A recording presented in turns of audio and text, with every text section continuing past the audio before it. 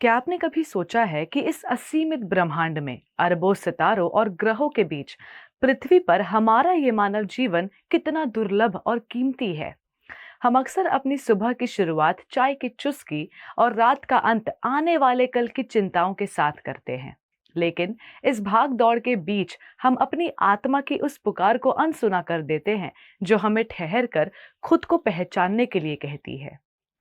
सनातन धर्म की महान परंपरा में एकादशी केवल एक व्रत नहीं है, बल्कि वो अलार्म है जो हर 15 दिन में हमें ये याद दिलाता है कि हम केवल हाड़ मांस का पुतला नहीं, बल्कि उस अनंत चेतना का हिस्सा है जिसे हम भगवान विष्णु, भगवान श्री कृष्ण कहते हैं। शास्त्रों में इसे हरिवासर कहा गया है, यानी वो दिन जो पूरी तरह से भगवान को समर्पित है, जहां हम अपनी 11 इंद्रियों को बाहरी दुनिया के आकर्षण से समेटकर अपने भीतर के परमात्मा से जोड़ते हैं। वैसे तो साल भर में आने वाली सभी एकादशियां अपने आप में अनूठी हैं, लेकिन ज्येष्ठ मास की इस तपती गर्मी में आने वाली पांडव निर्जला एकादशी की महिमा सबसे निराली है, क्योंकि ये भक्त के संकल्प की वो अग्नि परीक्षा है जिसमें तप कर मनुष्य कुंदन बन जाता है। इसे निर्जला इसलिए कहा जाता है क्योंकि इस दिन सूर्योदय के अगले दिन के सूर्योदय तक अन्न तो दूर, जल की एक बूंद भी ग्रहण करना वर्जित है, जो आज के भोगवादी युग में असंभव सा प्रतीत होता है। इस एकादशी के पीछे पांडव पुत्र भीमसेन की वो संघर्षपूर्ण कथा है जो हम सभी के लिए एक बड़ी सीख है। भीमसेन, जो अपनी अपार शक्ति और उतनी ही तीव्र भूख के लिए जाने जाते थे, अक्सर इस बात से परेशान रहते थे कि उनके चारों भाई और माता कुंती तो हर एकादशी का उपवास श्रद्धा पूर्वक कर लेते हैं, लेकिन उनकी जठारग्नि उन्हें भूखा रहने की अनुमति नहीं देती। भीम को लगता था कि क्या उनकी ये शारीरिक कमजोरी उन्हें भगवान की कृपा से वंचित कर देगी। अपनी इसी दुविधा को लेकर जब वे महर्षि वेदव्यास के पास गए, तो महर्षि ने उन्हें संतावना देते हुए एक ऐसा मार्ग दिखाया जिसने भीम के साथ साथ पूरी मानवता का कल्याण कर दिया।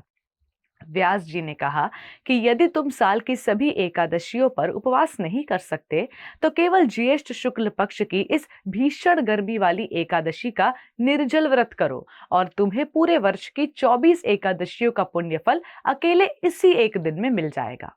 भीमसेन ने महर्षि की आज्ञा को शिरोधार्य किया और उस दिन प्यास से व्याकुल होने के बावजूद अपनी अटूट इच्छा शक्ति से इस व्रत को पूर्ण किया, जिसके बाद इसे भीमसेनी एकादशी के नाम से पूजा जाने लगा।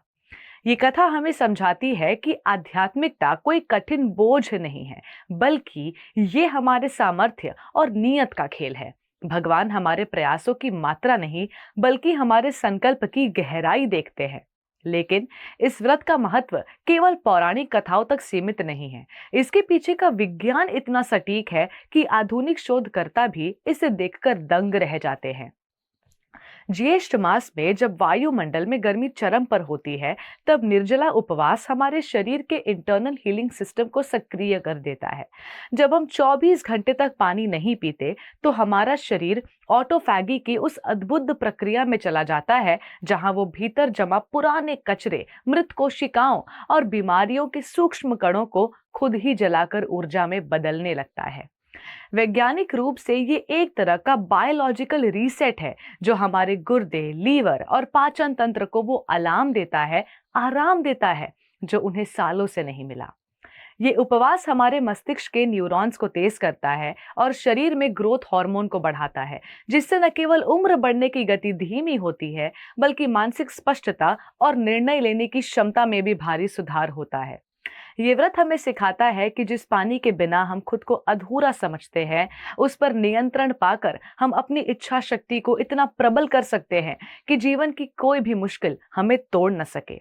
हालांकि आज के समय में बहुत से लोग आध्यात्मिकता को एक पुरानी सोच मानकर इसकी उपेक्षा कर देते हैं, लेकिन ये समझना जरूरी है कि आध्यात्मिकता के बिना जीवन वैसा ही है जैसे बिना नाविक के समुद्र में फंसी एक नाव। जो व्यक्ति केवल अपनी जीवा के स्वाद और क्षणिक सुखों के पीछे भागता है, वो धीरे धीरे अपने शरीर को रोगों का घर बना लेता है और उसका मन हमेशा अशांत और अतृप्त रहता है। यदि हम अपने जीवन में संयम और अनुशासन को स्थान नहीं देते, तो हम अंततः तनाव, अवसाद और एक ऐसे खालीपन का शिकार हो जाते हैं जिसे दुनिया की कोई भी दौलत भर नहीं सकती। आध्यात्मिकता हमें वो आधार प्रदान करती है जिससे हम सुख और दुख दोनों में स्थिर रहना सीखते हैं। पांडव निर्जला एकादशी हमें चेतावनी देती है कि यदि हम समय रहते अपनी इंद्रियों के गुलाम बनने के बजाय उनके स्वामी नहीं बने, तो ये कीमती मानव जन्म केवल रोटी कमाने और उसे पचाने में ही व्यर्थ हो जाएगा। निष्कर्षतः ये पावन तिथि हमें अपनी सीमाओं को लांघने और अपनी आत्मा की शक्ति को पहचानने का निमंत्रण देती है। ये हमें याद दिलाती है कि हम शरीर से कहीं अधिक ऊंचे हैं और हमारे भीतर वो सामर्थ्य है कि हम प्रकृति के सबसे कठोर नियमों को भी भक्ति के बल पर सहज बना सके। इसलिए इस निर्जला एकादशी पर जब आप प्यास को सहें, तो ये अनुभव करें कि आप केवल एक व्रत नहीं रख रहे, बल्कि अपने भीतर के भीम को जगा रहे हैं, जो हर बाधा को पार करने की क्षमता रखता है। जो व्यक्ति इस दिन को केवल कैलेंडर की एक तारीख न मानकर अपनी शुद्धि का अवसर मानता है, वो न केवल एक निरोगी काया पाता है, बल्कि उस परम आनंद का अनुभव करता है जो केवल भगवान की शरण में ही मिलती है। यही इस व्रत का सच्चा विज्ञान है और यही हमारे जीवन की सबसे बड़ी सार्थकता। हरे कृष्ण टीवी